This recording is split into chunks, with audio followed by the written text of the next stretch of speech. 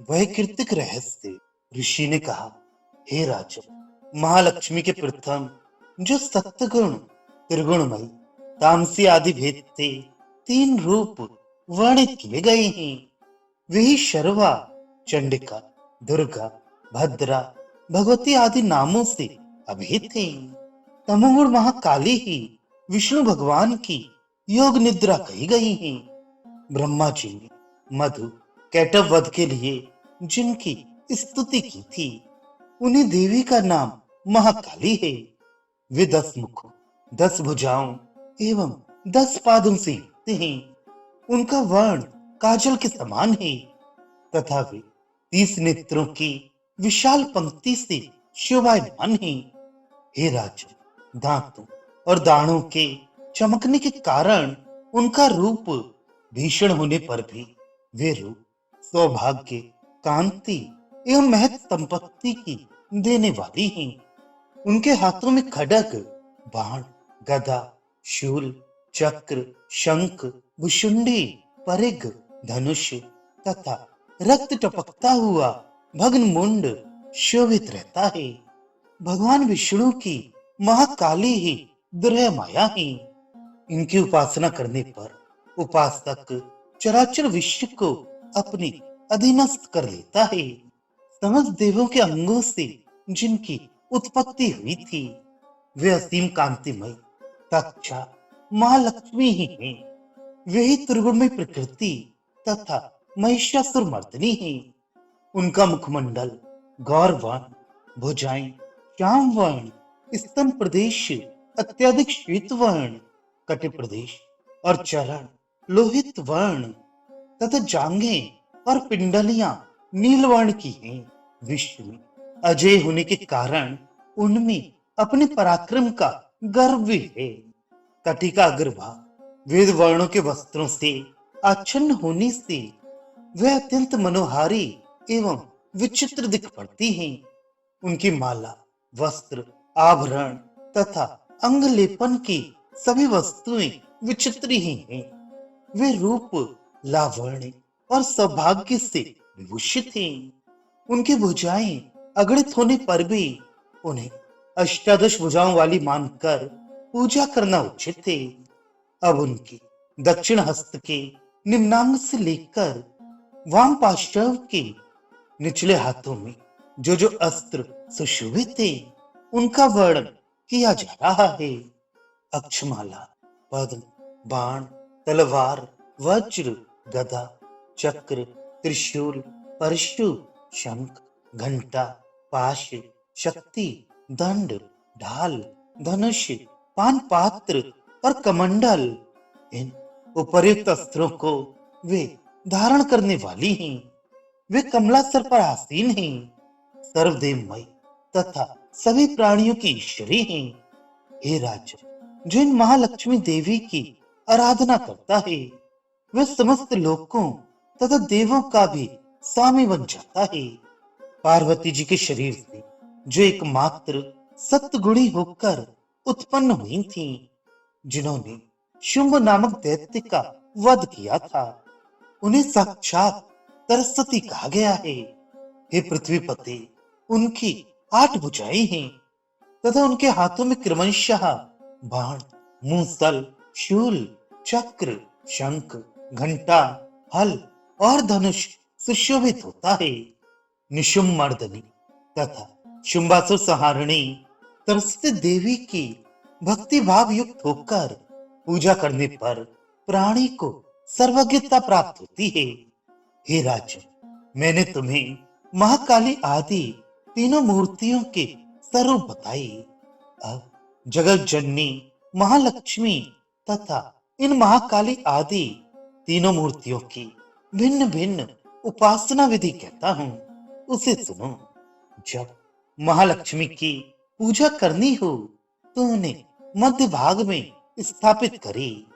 तदनंतर उनके दक्षिण और वाम पार्श्व में क्रमशः महाकाली तथा महासरस्वती की प्रतिमा स्थापित कर पूजन करना चाहिए और पिछले भाग में तीनों युगल देवताओं की स्थापना कर पूजा करना उचित है। महालक्ष्मी की ठीक पीछे की ओर मध्य भाग में सरस्वती के साथ ब्रह्मा की पूजा करी। उनके दक्षिण भाग में गौरी के साथ रुद्र की तथा वाम पार्श्व में लक्ष्मी के साथ विष्णु का पूजन करे। महालक्ष्मी आदि तीनों देवियों के सामने तीनों देवियों की भी पूजा करना उचित है। मध्य में स्थित महालक्ष्मी के आगे बीच के भाग में 18 भुजाओं वाली महालक्ष्मी की पूजा करे। उनके वाम पार्श्व में 10 मुखी महाकाली तथा दक्षिण भाग में अष्टभुजी महासरस्वती का पूजन करना चाहिए।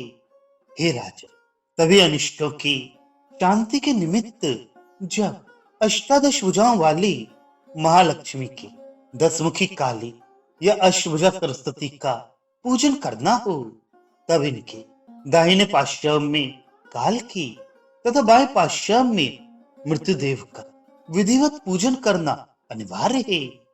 शुंभासुर संहारिणी अष्टभुजा देवी की पूजा करनी हो, तब साथ ही उनकी 9 शक्तियों एवं दाहिने भाग में रुद्र तथा वाम भाग में गणपति का पूजन करना भी उचित है। नमो दिव्य इस स्तोत्र मंत्र से महालक्ष्मी देवी की आराधना करनी चाहिए। उनके 3 अवतारों के पूजन काल में स्तोत्र में वर्णित मंत्रों का ही प्रयोग करना चाहिए। अष्टादश भुजाओं वाली महिषासुर मर्दिनी महालक्ष्मी ही विशेषतया आराध्य हैं, क्योंकि वे ही महालक्ष्मी, महाकाली और महासरस्वती भी कही जाती हैं।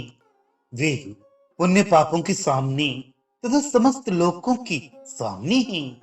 महिषासुर नाशिनी महालक्ष्मी का भक्ति भाव से उपासना करने वाला ही संसार का यथार्थ स्वामी है। अतः जगत धात्री भक्तवत्सला भगवती चंडिका की पूजा अवश्य में करनी चाहिए। देवी की पूजन सामग्री में अर्घ्य, आभूषण, गंध, पुष्प, अक्षत, धूप, दीप, अनेकों प्रकार के भक्ष्य द्रव्यों से युक्त नैवेद्य, रक्त सिंचित बलि, मांस, मदिरा आदि व्यवहृत होता है। हे राजन, बलि और मांस आदि से पूजन करने का विधान ब्राह्मणों के लिए नहीं है। ब्राह्मणों के लिए मांस मदिरा का व्यवहार सर्वथा वर्ज्य है। प्रणाम। आचमनीय जल, सुगंधित चंदन, कपूर तथा तांबूल आदि निवेदित करके भक्ति पूर्वक देवी का पूजन करनी चाहिए। देवी के सामने छिन्न मस्तक वाले महिषासुर की पूजा करनी चाहिए, जिसने भगवती के साथ सायुज्य पद प्राप्त कर लिया। इसी प्रकार देवी के सामने दाहिनी ओर उनके वाहन सिंह की भी पूजा करनी चाहिए, जो समस्त धर्मों का प्रतीक स्वरूप एवं षड्विध विभूतियों से संपन्न है। उसी ने इस चराचर विश्व को धारण किया है। तत्पश्चात बुद्धिमान मनुष्य स्थिर मन से देवी का स्तवन करे। तदनंतर तीनों पूर्वोक्त चरित्रों द्वारा करबद्ध होकर देवी की स्तुति करे। यदि कोई एक ही चरित्र के द्वारा स्तुति करना चाहे तो केवल मध्यम चरित्र का ही पाठ करना चाहिए, किंतु प्रथम और उत्तम चरित्रों में से एक का पाठ न करे। आधे चरित्र का पाठ करना भी निषिद्ध है। जो आधे चरित्र का पाठ करता है उसे पाठ करने का फल नहीं मिलता। पाठ समाप्ति के बाद आराधक देवी की प्रदक्षिणा करके नमस्कार करे तथा प्रमाद त्याग कर जगदम्बा के निमित्त मस्तक पर हाथ जोड़कर अपनी त्रुटियों के लिए उनसे बारंबार क्षमा याचना करे। तप्तशती का प्रत्येक श्लोक मंत्र स्वरूप है। उसी मंत्र के द्वारा तिल और घृत से निर्मित खीर का हवन करें, अथवा तप्तशती में उल्लिखित मंत्रों के द्वारा चंडिका देवी के लिए पवित्र अभिष्टान का हवन करना चाहिए। हवन के अनंतर महालक्ष्मी के नाम मंत्रों का उच्चारण करते हुए एकाग्र मन से पुनः उनकी पूजा करनी चाहिए। तदनंतर विनम्र भाव से हाथ जोड़कर मन और इंद्रियों का निग्रह करते हुए देवी को नमस्कार करे और अपने अंतर मन में उनका ध्यान करके देर तक चिंतन करे।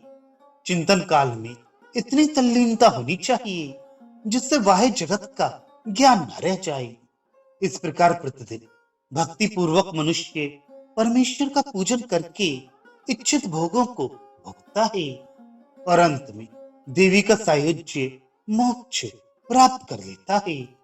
जो व्यक्ति प्रतिदिन भक्तवत्सला चंडी देवी की पूजा नहीं करता, उसके समस्त पुण्य कर्मों को भगवती जलाकर भस्मसात कर देती हैं। इसलिए हे राजन, तुम सर्वलोक महेश्वरी की शास्त्रोक्त विधि से पूजन करके सुख के भागी हो सकोगे।